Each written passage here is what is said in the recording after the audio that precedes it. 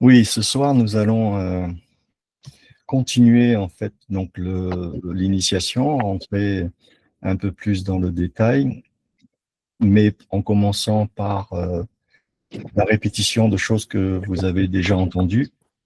C'est pas encore que je le radote, encore que ça, c'est possible, mais là, pour la circonstance, c'est volontaire de répéter de nouveau les choses de manière à ce que progressivement elles soient assimilées consciemment ou inconsciemment.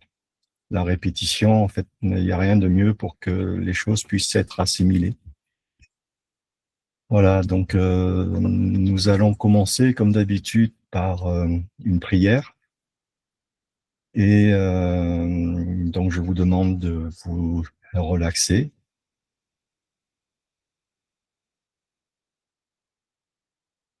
de vous caler bien contre votre fauteuil, le dos bien droit, et respirer calmement. Inspirez l'amour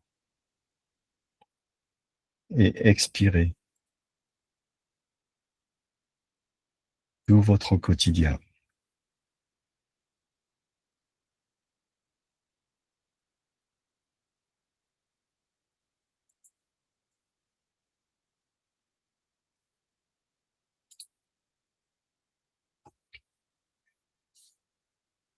Seigneur Dieu, nous nous tenons devant toi dans l'humilité et la confiance. Envoie sur nous ton Saint-Esprit, que son feu descende dans nos cœurs, qui purifie nos pensées, renouvelle nos forces et éclaire nos chemins. Que ton esprit guérisse ce qui est blessé, qu'il rassemble ce qui est dispersé, qu'il enflamme en nous l'amour pour toi et pour nos frères et sœurs. Que son souffle transforme notre vie et nous conduise vers ta volonté.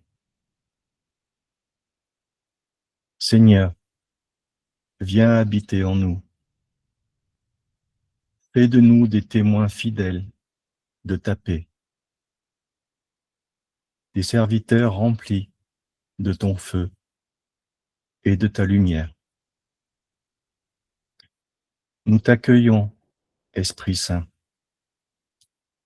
Viens et renouvelle la face de la terre, en commençant par nos cœurs. Amen.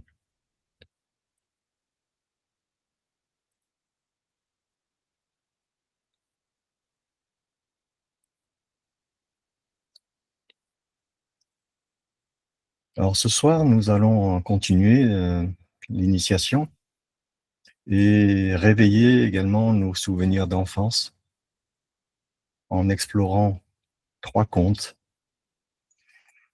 Vous commencez à vous y habituer. Nous allons très vite écarter la lecture littérale pour nous intéresser davantage au sens initiatique. Et puisqu'on parle d'initiation, avant de rappeler ce qu'elle est, rappelons de nouveau ce qu'elle n'est surtout pas. Être initié, ce n'est pas apprendre un enseignement secret. Ce n'est pas rejoindre un groupe ou un ordre, aussi prestigieux ou secret soit-il. Ce n'est pas recevoir un titre ou un grade humain, être 33e de ceci ou 99e degré de cela. Ça n'a pas de sens quand le rituel symbolique est vidé de son sens. Ce n'est pas une croyance. Ce n'est pas une émotion spirituelle passagère. Et ce n'est pas une simple compréhension mentale. On peut lire 300 livres, voire plus, tenter plus, étudier l'ésotérisme, et pourtant ne jamais être initié.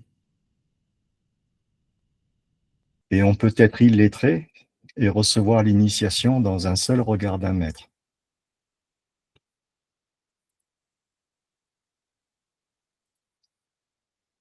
Alors, qu'est-ce que c'est l'initiation? L'initiation, c'est une ouverture du centre spirituel qui est dans notre cœur. C'est une modification du champ énergétique. C'est une reconnexion à une lignée de tradition. Et c'est une prise de contact avec un état d'être supérieur. Autrement dit, l'initiation se traduit dans notre attitude, dans notre façon d'être, dans notre façon de penser, de nous exprimer et surtout de nous comporter. Donc, être initié correspond à cet état d'être et l'éveil ou l'illumination. C'est une transmutation de nos vices en vertus. C'est une montée vibratoire de nos fréquences personnelles. Et c'est un travail opératif, c'est-à-dire concret et véritable, fait avec la guidance des esprits supérieurs, que sont les anges et les archanges.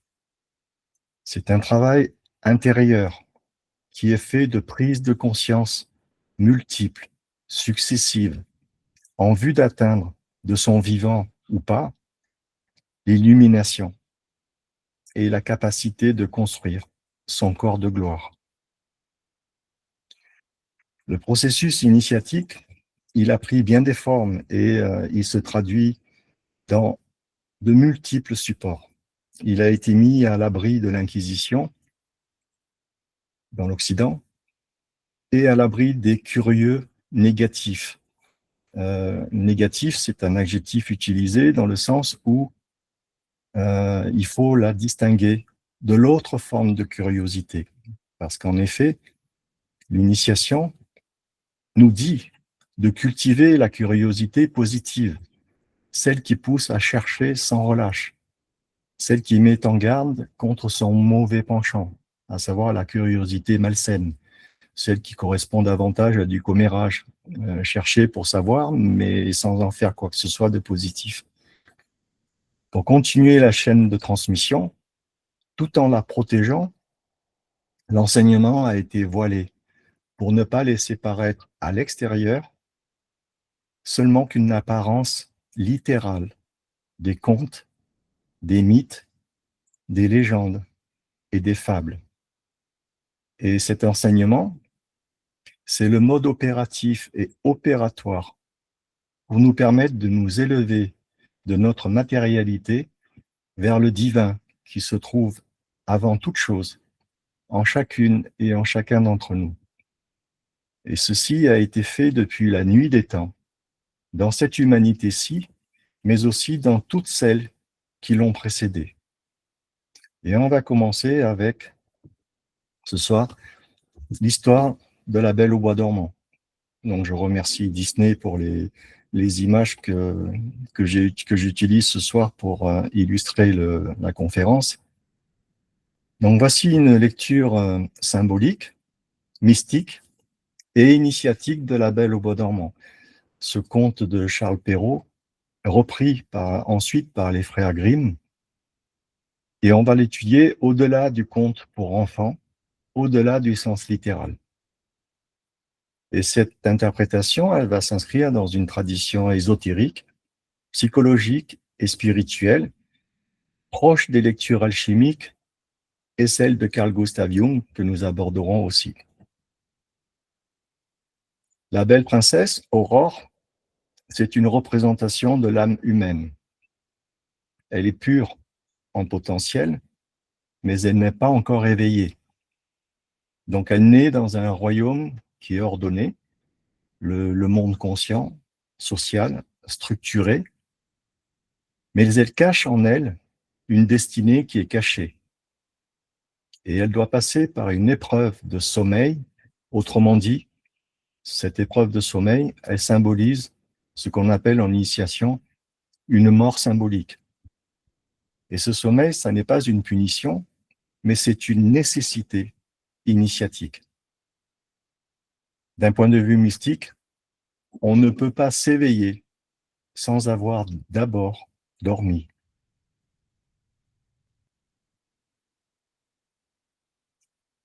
Donc la malédiction, c'est une loi inexorable de l'initiation.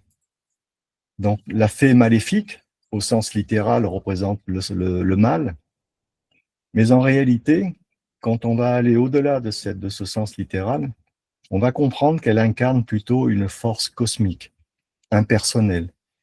Autrement dit, on pourrait par exemple l'assimiler au destin, ou bien au karma, ou encore à la loi de la transformation. La piqûre du fuseau, elle symbolise la blessure originelle, la confrontation à la matière, au corps, au temps, et à l'entrée dans la condition humaine. Ce fuseau, qui est l'instrument du fil, il renvoie aux déesses Parques et évoque le fil de la vie, le fil du temps et de la mort.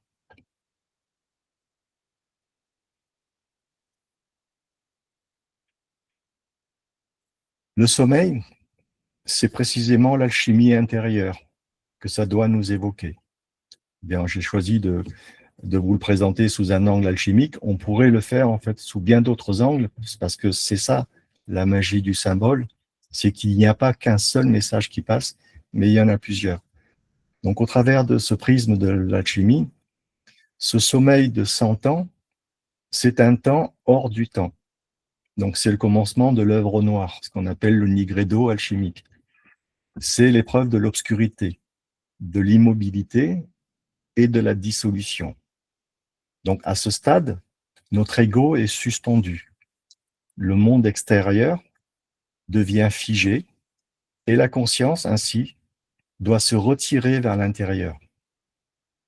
Le château est ainsi envahi par les ronces qui représentent nos défenses psychiques, nos peurs, nos illusions et nos conditionnements accumulés autour de notre âme.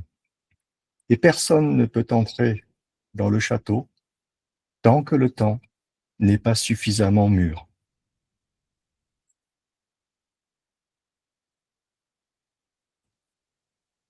Le prince, lui, il représente la conscience éveillée.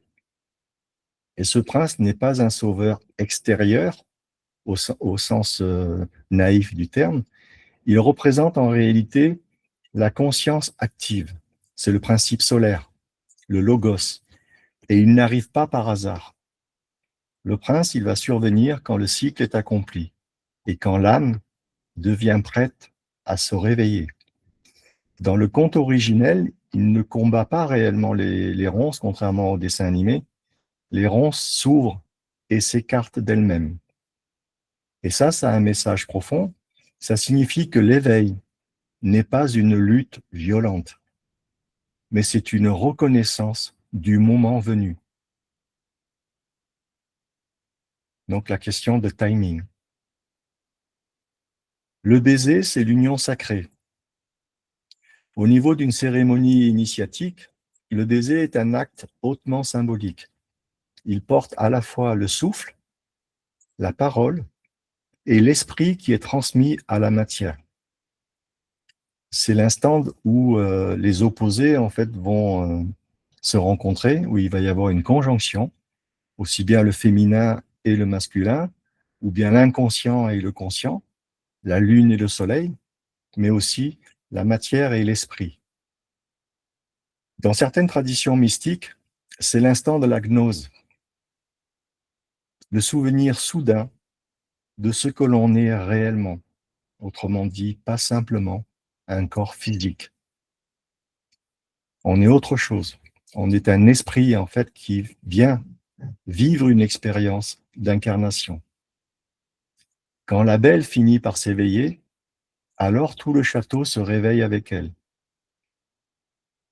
Ça indique que la transformation intérieure de chacun va transformer également tout son monde, tout son entourage, et que l'éveil n'est jamais uniquement individuel. Sur le plan spirituel, ça signifie que la conscience crée la réalité qu'elle habite. Et la Belle au bois dormant nous dit ceci: l'âme doit accepter de passer par l'oubli, par l'obscurité et la latence, afin de renaître à elle-même dans une conscience plus haute. C'est le mythe de l'éveil spirituel, de la maturation intérieure, de la patience sacrée et du temps approprié. Si on médite ce conte sur la base de la pensée de Jung, ça nous éclaire de la manière suivante. Pour Jung, les contes, de manière générale, sont des manifestations spontanées de l'inconscient collectif.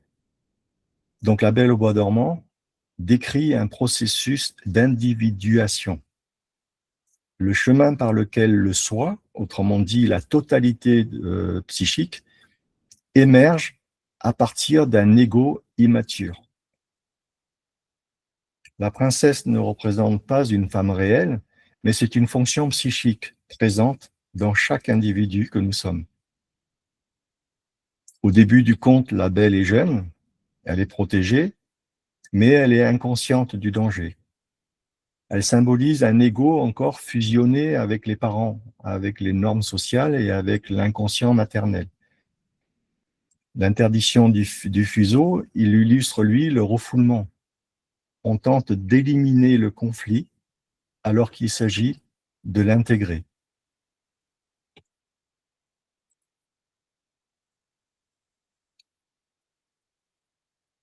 La fée malveillante, c'est une figure de l'ombre, représentant tout ce qui a été exclu et qui n'a pas été reconnu, qui n'a pas encore été intégré par notre conscience. Donc, autrement dit, tout ce qui est inconscient. Ne pas l'inviter au baptême signifie qu'on refuse une partie de notre psyché. Or, l'ombre que l'on exclut revient toujours sous forme de destin. Donc la malédiction, c'est la conscience psychique, la conséquence psychique plutôt, du refoulement. Ça n'est pas une vengeance morale. Le fuseau, au sens psychologique, c'est un symbole de pénétration de la conscience par l'inconscient, de la blessure nécessaire. C'est un sens, en fait, de comprendre que justement, l'épreuve est souvent, en fait, un passage obligé pour permettre notre évolution. Donc, c'est un éveil traumatique qui marque le passage de l'enfance à l'âge psychique adulte, de l'innocence à la complexité. Psychologiquement, ça se traduit souvent par une crise, un choc, ou par une perte qui va déclencher ce processus d'individuation. Le sommeil, il correspond à une régression vers l'inconscient. Chez Jung, cette phase, elle est indispensable à l'éveil. L'ego se dissout partiellement, les identifications tombent, les contenus inconscients vont travailler en silence. Notre psyché se protège en gelant le monde extérieur. C'est une phase qui est appelée une phase de dépression initiatique, qui n'est pas pathologique dès lors qu'elle est traversée et non pas niée. Les ronces, sur le plan psychique, elles symbolisent les complexes autonomes. Ce sont nos peurs, nos systèmes de défense, nos traumatismes, nos blessures de l'âme qui empêchent l'accès au cœur du soi. Aucun prétendant prématuré ne peut les franchir. Cette représentation symbolique fait référence à toutes les solutions intellectuelles ou volontaristes qui échouent toutes. Le prince, sur ce niveau psychologique, il représente l'animus, la fonction consciente. Dans la psyché féminine et symboliquement dans toute psyché, ce prince incarne cet animus positif, cette capacité de discernement et de conscience structurante. Il n'impose rien, mais il apparaît quand la psyché est prête à intégrer le sens.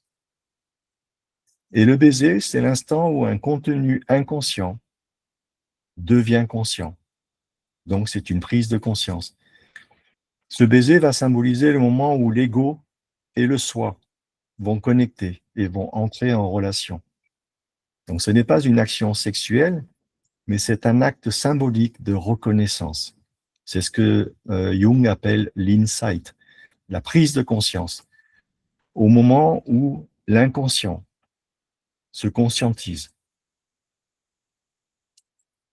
Le réveil du royaume, c'est la réorganisation psychique. Quand la belle s'éveille, tous les personnages se réveillent et l'ordre psychique se réorganise de nouveau. Ça signifie que les fonctions psychiques cessent alors d'être fragmentées et qu'une nouvelle hiérarchie intérieure va commencer à s'installer. Donc c'est une image du soi comme centre régulateur. On ne réveille pas son âme par la force, mais par la justesse du moment et par l'union intérieure.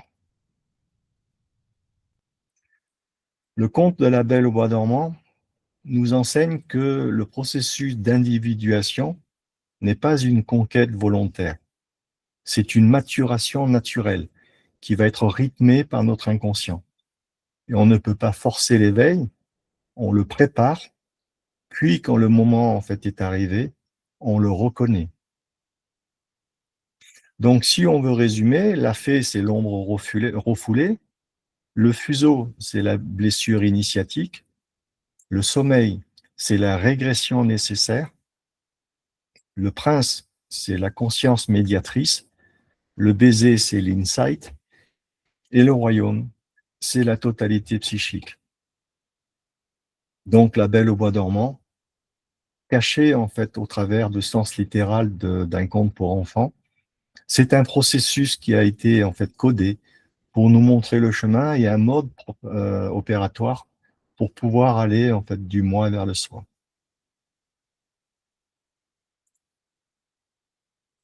Deuxième conte que l'on va étudier ce soir, c'est Blanche-Neige et les sept nains. On en avait déjà parlé. Ce soir, je voudrais vous le montrer au travers du processus alchimique. On a vu que les sept nains pouvaient aussi représenter et représentent également les sept vertus. Mais avant d'être un long métrage de dessin animé des studios Disney, c'est d'abord avant tout un conte des frères Grimm qui est paru en 1812 et un conte qui est fortement ancré dans les traditions européennes.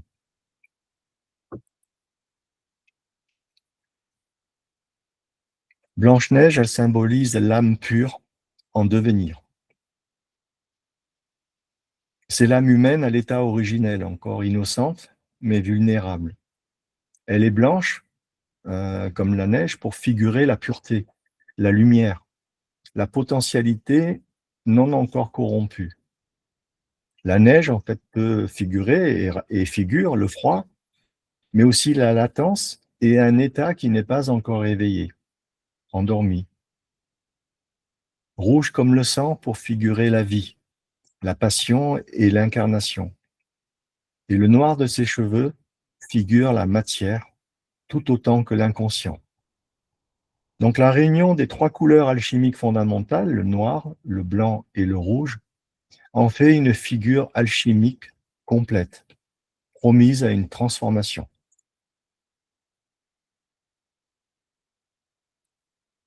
La reine, dans le conte, représente, comme le précédent, l'ego, l'ombre et le faux soi. La belle-mère, elle n'est pas seulement méchante, elle représente notre ego dominateur, obsédé par l'image et par le pouvoir. Et le miroir, c'est la conscience tournée vers l'extérieur, dépendante du regard des autres. Son obsession de la beauté traduit la peur du déclin, la peur de la mort et de la perte du contrôle. Elle incarne véritablement l'ombre au sens de Jung, cette part non intégrée de notre psyché. Et cette reine, elle veut absolument détruire Blanche-Neige, car l'âme authentique menace toujours l'ego narcissique. La forêt, c'est la descente dans l'inconscient. La fuite de Blanche-Neige dans la forêt symbolise la mort initiatique. La forêt, c'est l'espace du chaos, de l'inconnu, de l'épreuve. Elle marque la rupture avec le monde social et parental et une descente qui va être nécessaire, indispensable pour toute transformation intérieure. Dans toutes les traditions initiatiques, on ne devient soi-même qu'après s'être perdu.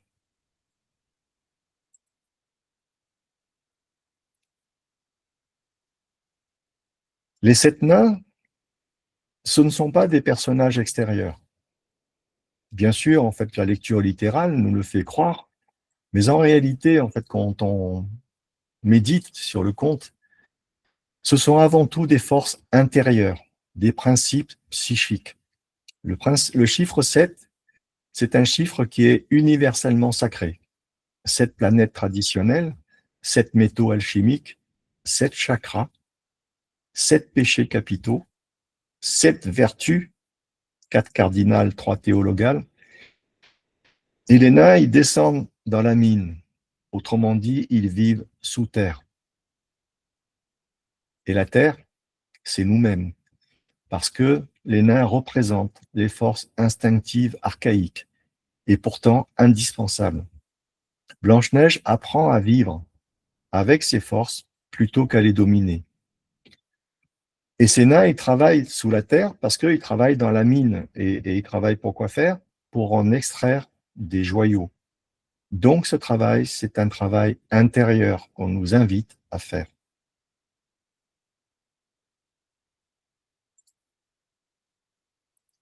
La pomme. La pomme, en fait, a été choisie pour symboliser à la fois la connaissance et la chute volontaire. La pomme, c'est un symbole très ancien de la connaissance, du désir et du choix conscient. D'ailleurs, si vous prenez 2 pommes, que vous mangerez après pour ne pas les gaspiller, coupez-la traditionnellement dans le sens vertical, comme nous le faisons tous, et qu'est-ce qu'on voit? On voit en fait le sexe féminin. En revanche, si vous prenez la même pomme et que vous le coupez dans l'autre sens, vous y verrez le pentagramme, l'étoile à 5 branches. Donc, ça n'est pas un hasard si la pomme est le symbole de la connaissance, puisque, rappelez-vous, au centre de cette étoile flamboyante, il y a la lettre G qui signifie God, donc Dieu, mais qui signifie aussi Gnos, Gnos qui signifie connaissance. Donc cette pomme, c'est un symbole donc, de connaissance, de désir et de choix conscient. Donc la reine ne tue pas Blanche-Neige par la force, elle la séduit. Ça signifie que l'éveil passe par l'erreur, par l'expérience et par la souffrance. Blanche-Neige doit, entre guillemets, mourir symboliquement afin de mieux renaître.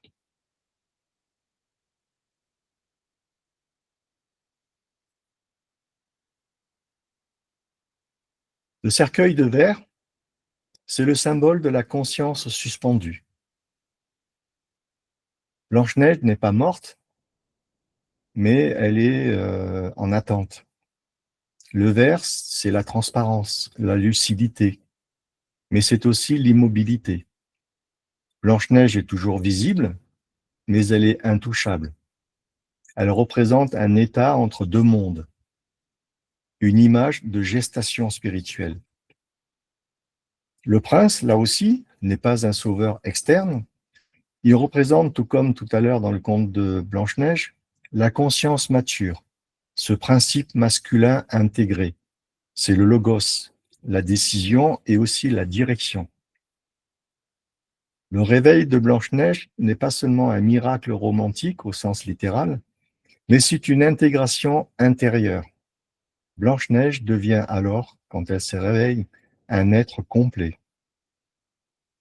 Et si on étudie le conte dans la perspective de Carl Gustav Jung, Blanche-Neige décrit là aussi le processus d'individuation, c'est-à-dire la maturation de la personnalité vers le soi. Blanche-Neige est en effet le moi naissant et elle doit être confrontée absolument à l'ombre afin de devenir adulte sur le plan psychique. La belle-mère incarne en effet cette ombre maternelle destructrice qui est possessive, jalouse, vampirisante. Et le miroir, c'est une conscience aliénée à l'image et non pas au soi, contrairement à ce qui devrait être fait. Dans la lecture jungienne, le moi ne peut pas grandir tant que l'ombre n'est pas reconnue. Les nains représentent ainsi des complexes psychiques archaïques, ils sont petits, donc non dominants, mais pourtant sacrément actifs. Ils vivent sous terre, c'est-à-dire qu'en fait, on ne s'en rend pas compte, ils sont dans notre inconscient. Mais ils travaillent. C'est une énergie psychique en transformation. Et la pomme, c'est une irruption soudaine de l'ombre déguisée en connaissance. En effet, la reine se déguise, l'ombre n'est pas toujours séduisante. Et Blanche-Neige succombe car le moi n'est pas encore assez solide. C'est une inflation psychique. C'est vouloir savoir avant d'être prêt. Et ce sommeil catalyptique, c'est donc une régression thérapeutique. C'est une phase indispensable au processus d'individuation.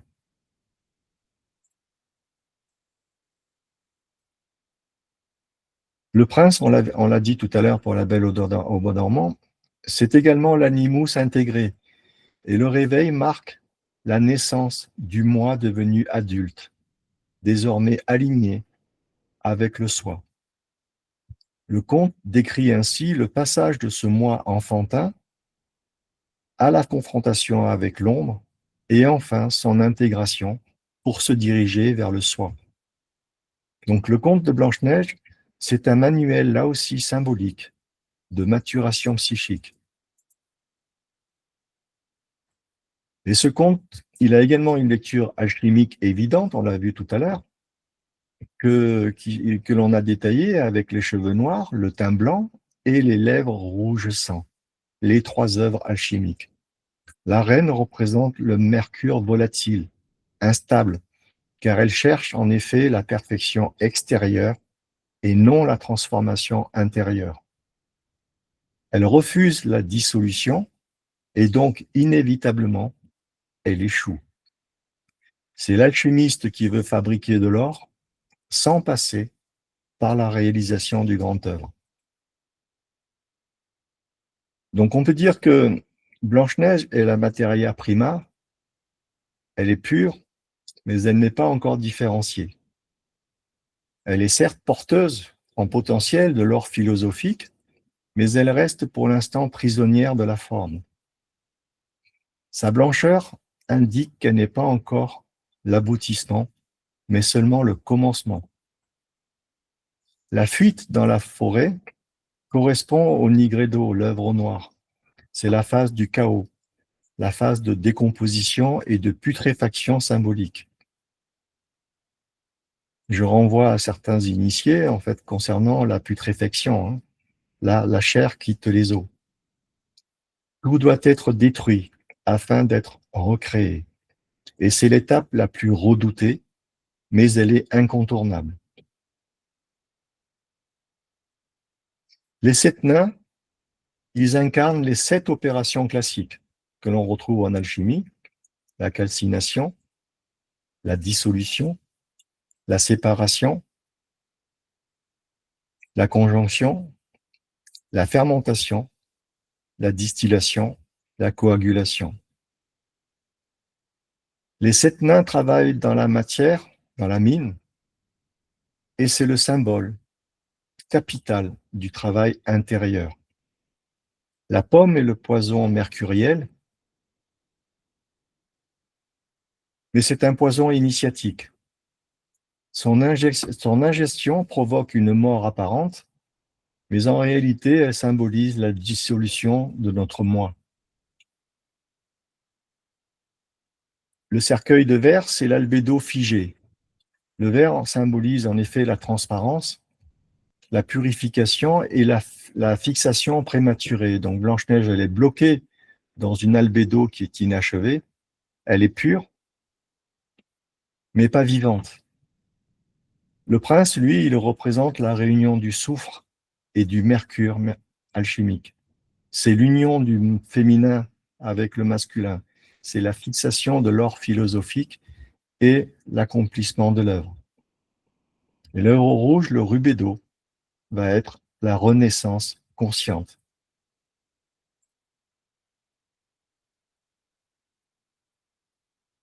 Donc Blanche-Neige raconte le parcours initiatique de l'âme en 7 étapes.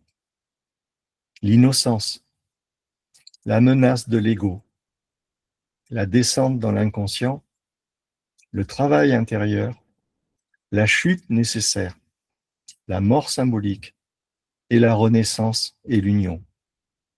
C'est donc une allégorie de la transformation du profane en initié, autrement dit, un être accompli. Le conte décrit ainsi le chemin de la materia prima, du processus de transmutation alchimique en passant par les trois œuvres, l'œuvre noire, l'œuvre blanc et l'œuvre rouge.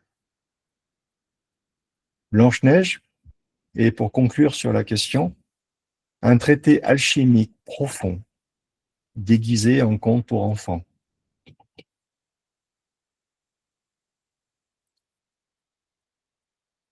Pour illustrer le propos du thème de ce soir, on va finir avec la troisième histoire, le troisième conte, celui du baron de Münchhausen. Contrairement aux deux autres contes, le baron de Münchhausen, il a réellement existé. Son nom, c'était Karl Friedrich Hieronymus, baron von Münchhausen. Il naît à Bodenwerder, dans le Weserbergland, et il rejoint l'armée prusse en tant que mercenaire. Oh non, l'armée russe, c'est bien ça, en tant que mercenaire de l'armée d'Élisabeth Ier de Russie. Et il donc participe à la guerre contre les Turcs de l'Empire ottoman, en Crimée. En 1750, il est nommé capitaine de la cavalerie avant de quitter l'armée russe. Et quand il retourne en Allemagne, il s'installe dans le château qu'il a vu naître à Bodenwerder, et il va mener une vie de propriétaire terrien, et il confie à l'écrivain Rudolf Erich Raspe ses extraordinaires aventures avant de se fixer à Hanovre. Et il a été surnommé le baron de Crac, parce que en fait, quand on raconte des cracks, en réalité, crack, c'est un mot français pour dire que c'est des carabistouilles ou bien en fait des mensonges. Donc, il est aussi surnommé le baron du mensonge. Donc ça, c'est, je vous cite Wikipédia. À première vue, effectivement, le récit du baron de Münchhausen, c'est un récit de fanfaronnade absurde, des exploits impossibles, des mensonges plus gros que lui et un humour grotesque. L'entourage du baron le traitait d'affabulateur, voire de fou allié. Mais en réalité, quand on va au-delà du sens littéral, on s'aperçoit qu'il y a une lecture mystérique profonde des aventures en fait du baron de Münchhausen. Et alors, le récit de ces aventures devient un voyage initiatique de la conscience humaine, une satire de la réalité matérielle et une exploration de l'imaginaire comme une puissance créatrice. Dans la mythologie comparée, que ce soit Jung ou encore Mircea Eliade, le baron transgresse les lois physiques. Il ment, mais ses mensonges créent un autre réel en ridiculisant l'autorité et la logique. Il devient alors le symbole de Hermès, le prince des voleurs, ou encore celui de Loki, prince nordique du mensonge, demi-frère du dieu de la foudre Thor.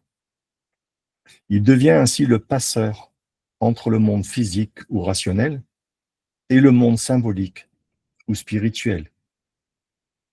Et ces mensonges sont en réalité des paraboles initiatiques. Il est prisonnier des Turcs et condamné aux travaux forcés. Il tire des boulets, soulève des charges démesurées. Cette captivité symbolise la descente dans la servitude matérielle, donc c'est l'incarnation. C'est l'équivalent de la chute dans la matière, chez les gnostiques. Les boulets, ils représentent, quand on s'y penche de plus près et quand on décrypte, les boulets sont le poids du destin et de la condition humaine. Et le baron les manipule ainsi sans effort et nous apprend que l'initié n'est plus lié aux contraintes terrestres. L'épisode de l'île Fromage, des arbres géants, ou les excès de taille, est révélateur de la chose et nous indique qu'il y a une déformation de l'échelle du réel pour nous enseigner que le monde physique est relatif, que les mesures humaines sont arbitraires, pour nous indiquer que nous devons nous connecter à nos rêves, au monde astral et aux dimensions non rationnelles. Le baron traverse ainsi plusieurs plans ontologiques comme un voyageur entre les mondes. On n'est plus dans le monde physique, mais dans un monde imaginal au sens d'Henri Corbin. Et que dire de son voyage vers la Lune sur un boulet de canon? Le boulet, c'est une arme de guerre, une énergie destructrice, détournée et transformée en vecteur d'élévation, puisqu'il va pouvoir s'élever symboliquement vers la Lune.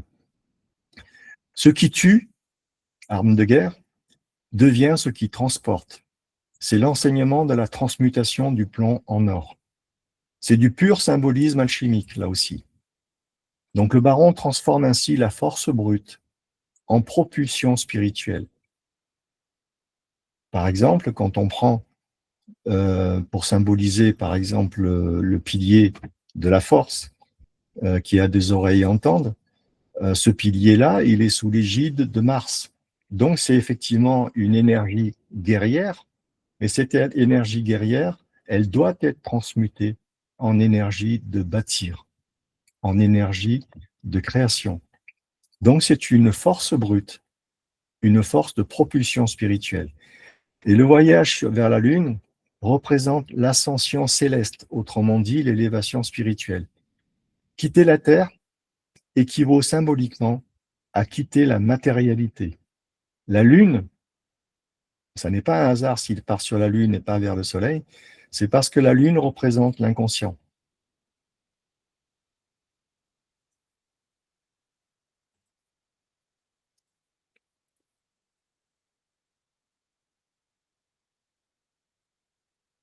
Elle représente aussi le monde du rêve, celui de l'au-delà des lois rationnelles. Le cheval coupé en deux, mais encore vivant, c'est le symbole de la dualité corps et esprit. C'est le symbole de la vie qui persiste malgré la division. Ça représente donc l'être humain qui survit à la fragmentation de l'ego. Se tirer soi-même hors du marais par les cheveux. C'est une scène très célèbre du roman. Sa lecture mystérique, donc le dernier niveau de lecture, nous révèle la notion de ce qu'on appelle l'auto-engendrement, c'est-à-dire le salut par soi-même. Aide-toi et le ciel t'aidera. C'est l'autonomie de l'esprit. C'est une leçon à la fois alchimique et une leçon de vie. L'adepte, donc le profane en chemin, l'apprenti, peut et doit se sauver sans aide extérieure. On dit qu'on ne peut s'initier que soi-même.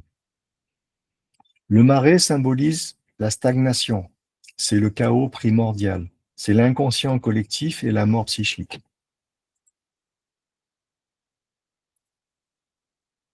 Il est aussi avalé par un monstre marin, et c'est un mythe universel qu'on retrouve dans Pinocchio, dans l'histoire de Jonas. C'est l'histoire du baron, mais aussi celle donc de Jonas, de Pinocchio, et cette histoire, elle symbolise la mort symbolique. C'est la retraite initiatique afin de déboucher, là aussi, vers une renaissance. Et le ventre du monstre, c'est la matrice de la transformation. La clé de compréhension de ce passage, c'est que l'on doit renaître par soi-même en une véritable résurrection initiatique. Donc on peut lire l'œuvre comme une affirmation que l'esprit crée la matière. Le baron réécrit constamment le monde. Il crée le réel par la parole et prouve que l'imagination engendre la matérialité et la réalité. C'est un enseignement en fait qui nous permet de comprendre par exemple ce que nous faisons. Alors tout le monde ne comprendra pas ce que je vais dire, mais quand on travaille en apométrie, quand on travaille en fait par la visualisation pour créer en fait quelque chose par notre pensée, cette chose se crée réellement au niveau en fait initiatique, au niveau spirituel et sur des plans supérieurs. C'est une prise de conscience importante, comme je vous l'ai dit. Ce que nous imaginons et mentalisons devient une création concrète de notre pensée, notamment dans le monde astral. Donc, le langage, le logos, est un pouvoir créateur. C'est le verbe en action. Au sens mystérique, nous subissons l'épreuve de la matière, de laquelle nous sommes prisonniers, mais nous devons la dépasser et élever notre spiritualité, autrement dit, élever un temple au divin qui est en nous, toutes et tous. La structure initiatique globale de ce conte nous indique 7 choses là aussi. Maîtriser la nature, représentée par la chasse. Subir l'épreuve de la matière, représentée par la captivité. Renaître par soi-même, l'épreuve du marais. Transmuter, l'histoire du boulet. Subir la mort symbolique, être avalé par le monstre marin. Ascensionner vers le divin, le voyage vers la lune. Et puis le pouvoir créateur du verbe. C'est exactement la structure du parcours de l'initiation. Mort, transformation, élévation et enfin illumination. Donc en conclusion et en synthèse, le baron n'est pas un menteur, malgré le sens littéral. C'est en réalité un initié qui démontre que les lois physiques sont secondaires par rapport à la puissance de l'esprit et celle du récit. Chaque soi-disant mensonge est en réalité une métaphore de libération ontologique destinée à celles et ceux qui ont des oreilles pour entendre. Le livre est en effet un conte comique en surface, mais en réalité, on y découvre un véritable traité métaphysique caché en profondeur, au dernier niveau mystérique de lecture et de compréhension. Je vous remercie pour votre attention et je laisse la place à vos éventuelles questions.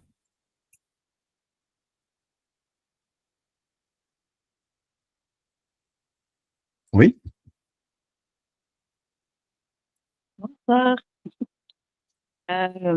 Au niveau des contes, il y a toujours dans les débuts, dans tous les contes, que ce soit Disney ou tous les contes qu'on connaît, toujours des traumas de base, des parents qui ne sont pas là, des parents décédés, des parents abusifs.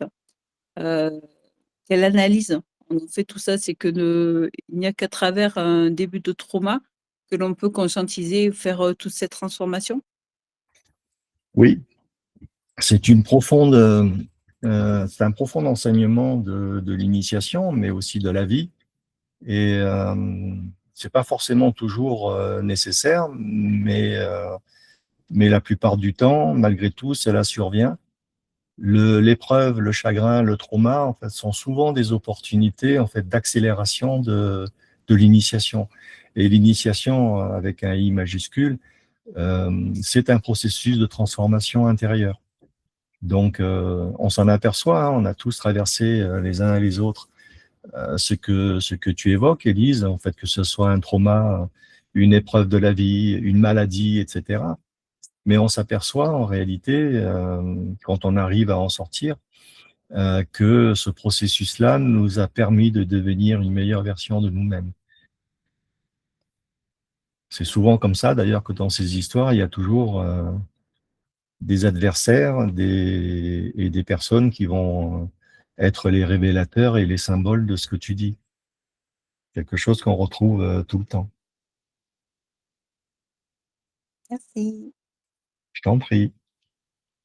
D'autres commentaires ou d'autres questions? Est-ce que déjà vous aviez imaginé justement ces lectures cachées au travers de ces trois exemples? Non. Non, absolument pas. Enfin, je savais qu'il y avait des choses derrière, mais après, C'est bien que tu sois là pour me les dire. On peut prendre tout ce que vous voulez, en fait, n'importe quelle histoire, que ce soit les mythes et les légendes. Par exemple, l'Iliade et l'Odyssée, c'était la Bible des Grecs. Hein. Donc, tout est à l'intérieur.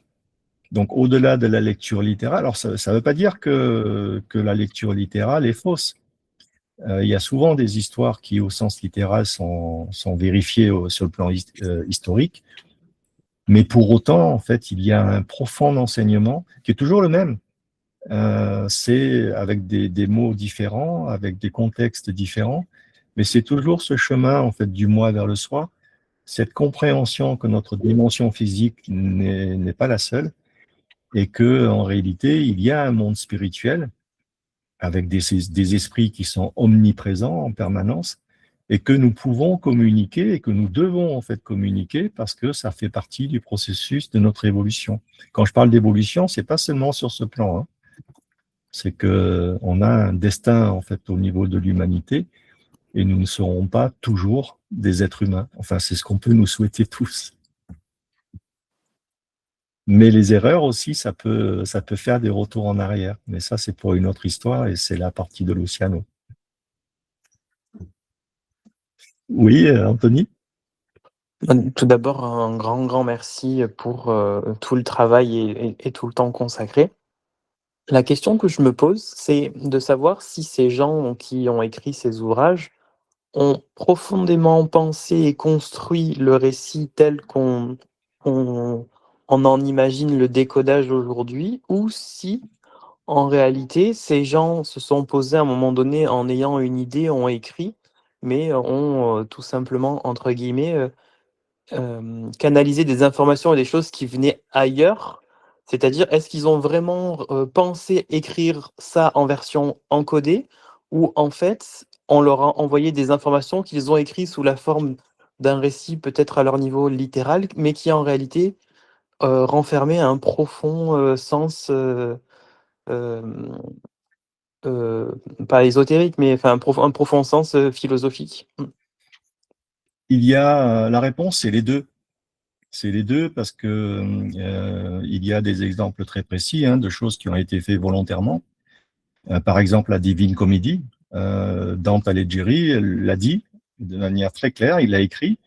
Il a dit que son œuvre devait être lue, étudiée, méditée, analysée selon les 4 niveaux de compréhension. On l'en appelle le Pardes ou la Lectio Divina ou quel que soit le nom qu'on va lui attribuer, il l'a dit, donc ça veut dire qu'il l'a conçu comme tel. Et après, en fait, il y a des personnes qui sont traversées, hein, donc, et qui dit initiation, qui dit tradition primordiale et tout, nécessite, entre autres, je l'ai dit dans le tout premier module, une transmission ininterrompue. Et donc, ça veut dire qu'il y a un émetteur et il doit y avoir des récepteurs. Malheureusement, après, quand c'est codé de cette manière-là, ça veut dire qu'on est obligatoirement tenu à un travail personnel intérieur. Mais quand on prend justement l'habitude, déjà, au départ, quand on découvre un texte, on peut se dire, est-ce qu'il y a véritablement d'autres sens cachés derrière? La seule façon d'avoir la réponse, c'est déjà de chercher s'il y a des sens derrière. Et donc, la réponse, c'est clairement les deux, parce qu'il y a des fois où c'est complètement traversé, donc tu sers de canal pour une transmission. Et là, en fait, par exemple, tous les Chico Xavier et compagnie, les ouvrages qu'ils ont laissés, ce sont des ouvrages de canalisation. Là, bon, c'est explicite, mais après, ça s'est passé de la même manière pour certains autres auteurs plus antiques. Je ne sais pas si j'ai répondu à ta question, mais en tout cas, j'ai tenté d'y répondre.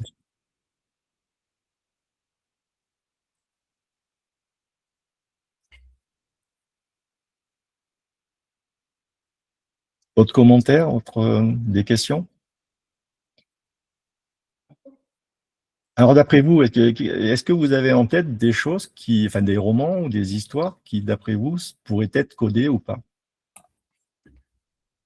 Le petit pousset, peut-être, mais j'en suis pas certaine. Ouais, tous les contes, ouais. Tous, hein, donc. Tous.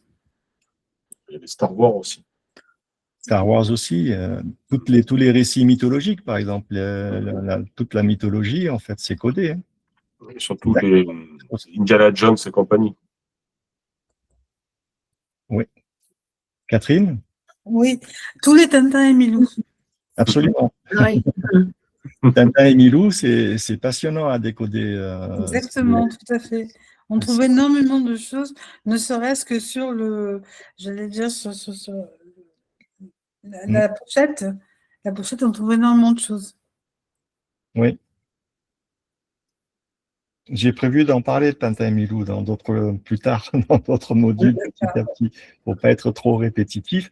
Mais la répétition va être nécessaire justement pour l'assimilation. Mais vous avez des récits comme Arsène Lupin, par exemple.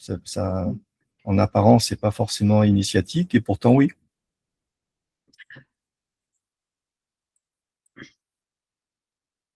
Oui, Catherine? Ouais, exact. Aussi, dans certains épisodes anglais, où même on dit il ne faut pas trop le montrer, mais il y a beaucoup d'ésotérisme et beaucoup de symbolisme. Ah, complètement, oui. Ouais, j'ai trouvé. Ne serait-ce que dans Morse. Oui. Il y a notamment des romans plus que d'autres qui sont profondément codés et initiatiques. Ah, tout à fait. On pourrait citer Umberto Eco. Oui.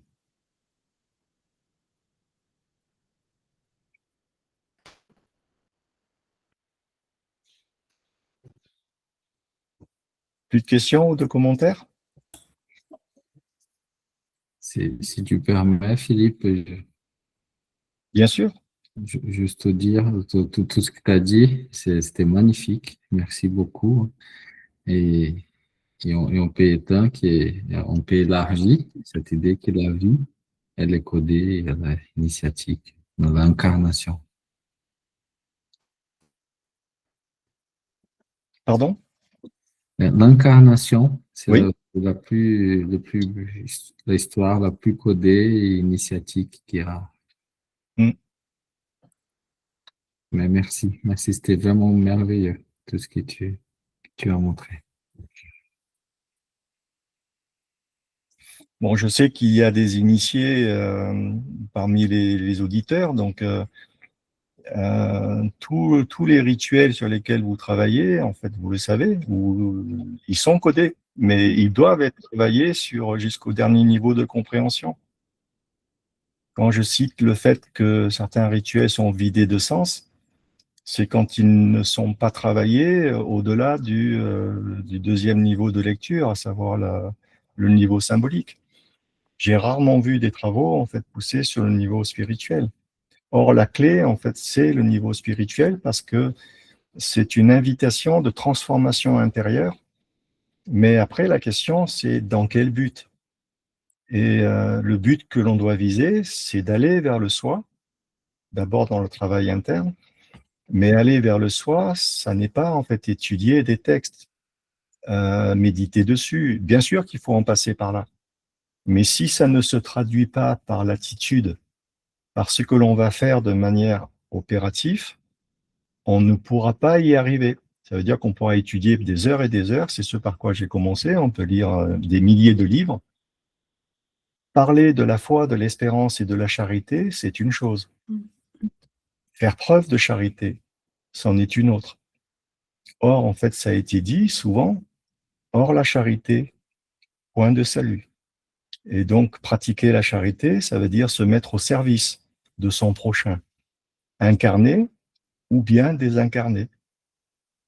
Et à un moment donné, justement, ce travail initiatique, ça figure dans vos rituels, ça va devoir passer par une communication avec les esprits et une guidance par les esprits. Donc, il y a des oreilles entendre, mais je sais que vous les avez entendues. Ça en passera, en fait, que ce soit par la voie écossaise ou par la loi égyptienne, par un travail avec les esprits. Quoi qu'en disent, en fait, vos chefs.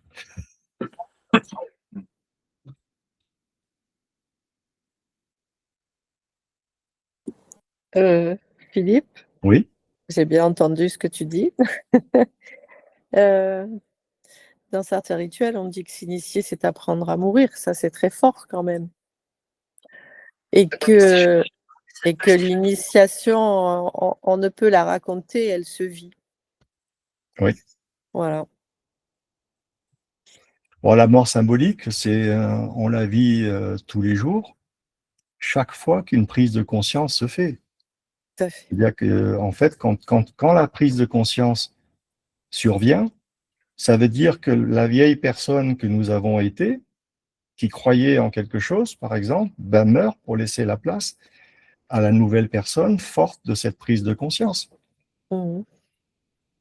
Si je prends le côté basique et qu'une personne se dit la vie, elle commence quand je nais et puis j'en profite un maximum, je consomme, il n'y a que l'avoir qui compte, il n'y a que le paraître qui compte, il n'y a que la consommation et la surconsommation qui compte, et donc il faut que je gagne autant d'argent que je dois pouvoir gagner en écrasant les autres.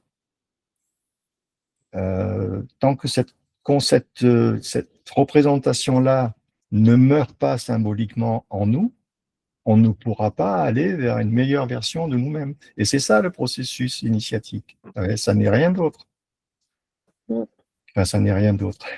C'est la quintessence même de ce que nous sommes appelés à faire au travers de la compréhension de tous les rituels, de tous les contes, de tous les mythes, de toutes les légendes et de tous les romans qui sont codés de manière explicite ou bien de manière implicite. Et rappelez-vous, le proverbe chinois, quand le sage montre la lune du doigt, l'imbécile regarde le doigt. Donc, ça n'est pas la méthode qui compte, c'est le but. Donc, peu importe les rituels, peu importe le roman, peu importe la légende, le mythe, quel que soit le support que vous allez utiliser, il ne faut pas se focaliser sur le moyen, mais au contraire, le remettre à sa place comme étant un moyen afin, en fait, d'atteindre le but. Et pour atteindre le but, même quand on ne comprend pas, j'ai pu me rendre compte que la pratique, en fait, était parfois, en fait, quitte à commencer quelque chose, il vaut mieux commencer la pratique, alors que normalement, la pratique dans le processus d'évolution, on y reviendra dans un autre module.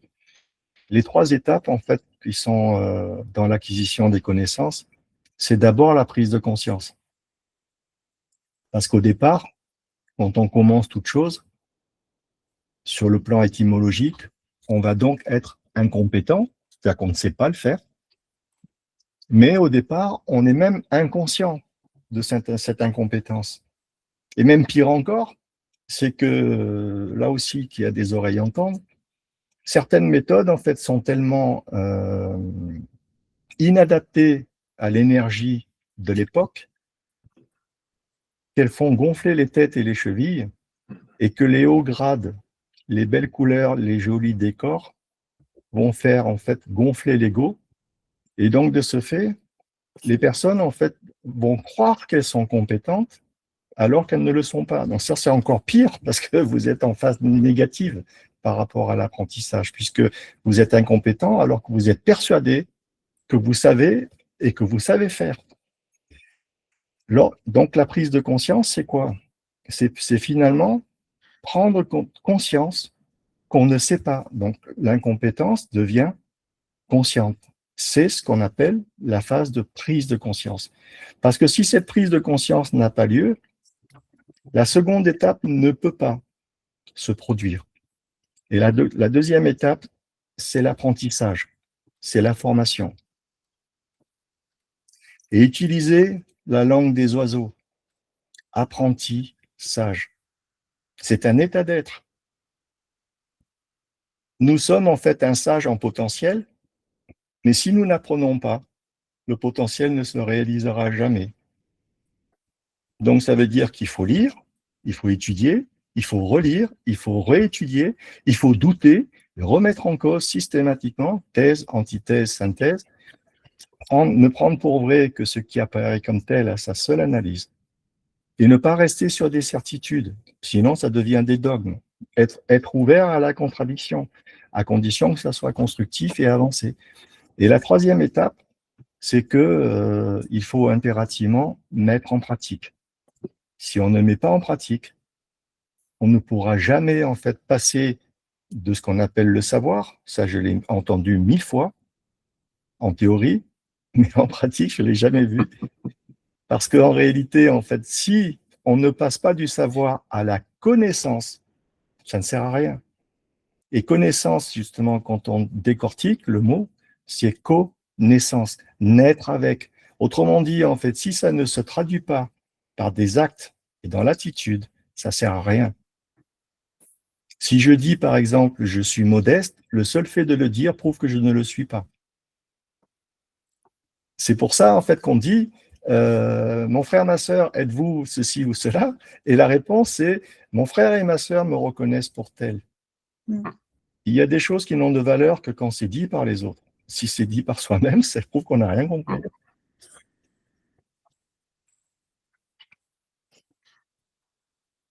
Et donc, il faut que ça devienne un savoir-être. Et pour que ça devienne un savoir-être, il faut que le savoir soit mis en action. Donc, il faut acquérir un savoir-faire. Mais le but ultime, c'est que ça devienne un savoir-être. Et à ce moment-là, en fait, on va pouvoir intégrer la chose.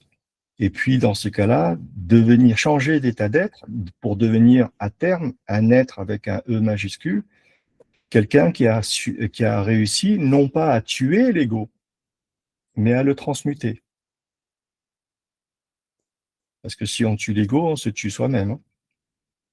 On en a besoin de notre ego. Mais il va falloir apprendre à le chevaucher. Et c'est ça la compréhension, en fait, mystérique, initiatique du grade de chevalier. Donc, chevalier, c'est pas un titre honorifique, c'est un état d'être mystique. Être un chevalier, c'est quelqu'un qui chevauche son cheval. Ça veut dire, en fait, d'un point de vue de la compréhension initiatique, être en mesure de canaliser sa part animale. Transformer, en fait, l'étoile, le pentagramme pointe en bas, avec la tête de bouc symbolisant le diable, autrement dit, en fait, ce qui nous divise du divin, et retourner le pentagramme afin de devenir un homme accompli, inscrit dans l'étoile à 5 branches, l'étoile flamboyante, avec l'homme de Vitruve de Léonard de Vinci.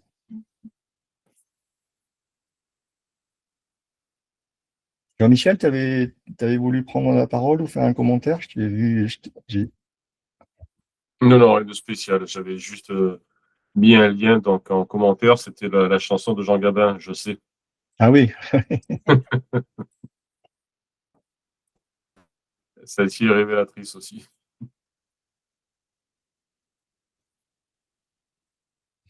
Bon, si vous n'avez pas d'autres commentaires ou d'autres questions, nous allons faire la prière de fin.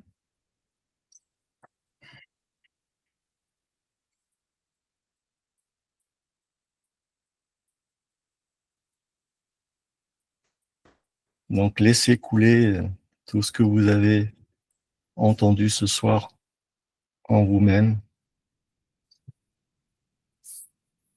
Ancrez-vous de nouveau, jusqu'à force de répétition, nous commençons à savoir que l'extérieur est souvent une illusion et qu'il faut se tourner vers l'intérieur de soi.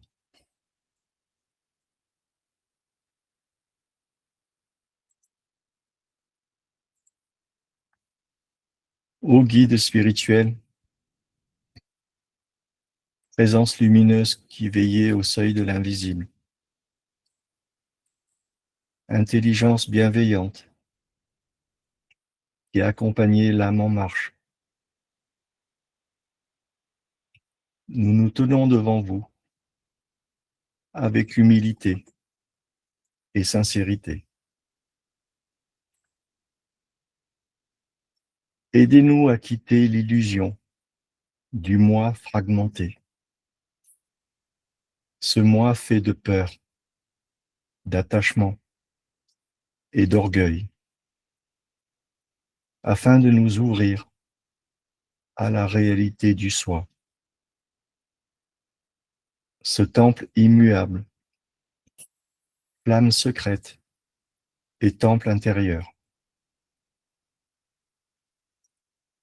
Accordez-nous la lucidité nécessaire pour entreprendre l'œuvre au noir. Puissions-nous avoir le courage de descendre en nous à la découverte de nos ombres, à la reconnaissance de nos scories, et d'accepter la dissolution de ce qui doit mourir en nous. Que la putréfaction de l'ego devienne terre fertile où germe la conscience éveillée. Soutenez-nous dans l'œuvre au blanc. Purifiez nos intentions. Clarifiez notre pensée. Lavez notre cœur des illusions et des passions stériles. Que la lumière de la compréhension dissipe nos confusions et que naisse en nous la paix du discernement. Conduisez-nous enfin vers l'œuvre rouge. Que l'union des contraires s'accomplisse en notre être. Que l'esprit et la matière se réconcilient. Et que la volonté humaine s'accorde à la volonté supérieure. Faites de nous des êtres transmutés, porteurs de chaleur, porteurs de force et porteurs de rayonnement. Que nous passions du profane distrait à l'initié conscient, non par vanité, mais pour le service d'autrui, non par la domination, mais par l'intégration, non pour paraître, mais pour être. Que chaque épreuve devienne une initiation, que chaque chute devienne un enseignement, que chaque silence devienne une révélation. Guidez nos pas sur le chemin étroit. Affermissez notre persévérance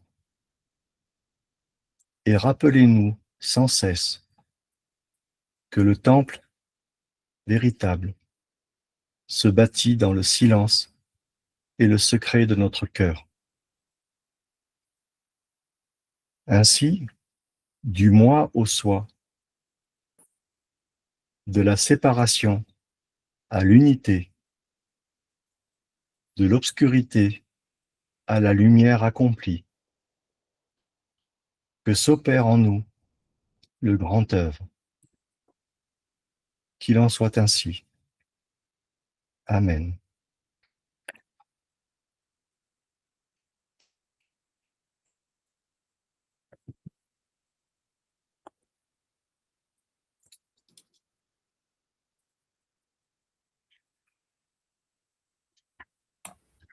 Très belle prière, hein. Très Merci. beau. Merci Framboise. Ah oui, j'en ai pris plein là. Comment vous allez? J'ai qu'un seul écran, moi, donc je vois pas tout le monde. Tout le monde est redescendu. Oui. Parce que parfois, en fait, il peut y avoir, bon, a priori, ce soir, c'était pas trop, comment dirais-je, calibré pour cela, mais je sais que sous d'autres tropiques, lors des prières ou des méditations de clôture, certaines personnes ont du mal parfois à redescendre. Je vois pas tout le monde, mais je pense que tout le monde va bien. Tout va bien.